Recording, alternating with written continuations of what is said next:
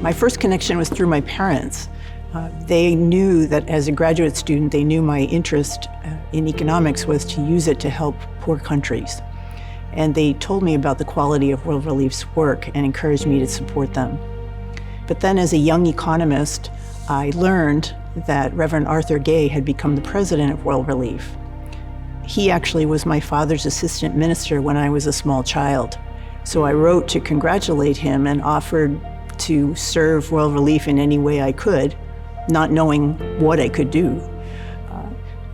Reverend Gay's response was to ask me to be on the board of directors. For me, this was an answer to prayer. I was now collaborating with World Relief staff who were actually carrying out the kind of work that I was teaching my students about in my classroom. I saw excellence in talking with World Relief experts in microfinance as well as in Savings for Life. What I saw was a deep understanding of the complexities of running these programs well. And I was able in Mozambique to actually meet some of the women entrepreneurs who benefited from these programs. World Relief's compassion and respect for its clients is really important to me.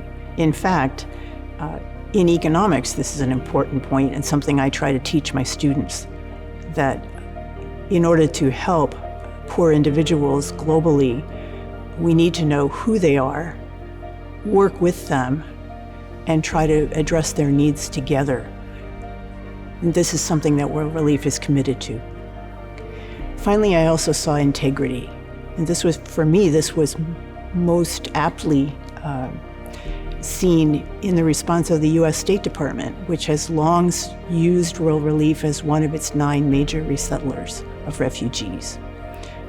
All of this made me very excited to continue serving with World Relief, but this time as a church member at Park Street, so from the church partner point of view. Recently, during the Afghan crisis in the US, Park Street Church stepped up to help resettle refugee families and individuals. One of my roles on the advisory board was to help volunteer groups at the church connect and be able to use the excellent resources that World Relief has already prepared for volunteers serving to resettle refugees. I was really excited to see more than 200 people step up to serve in community groups to help resettle these families and individuals. I think the main reason I want to partner with World Relief is their commitment to serving the most vulnerable through the local church. Secondly, their deep integration of Christian faith in all the work that they do, whether it's poverty alleviation, disaster relief, or refugee resettlement.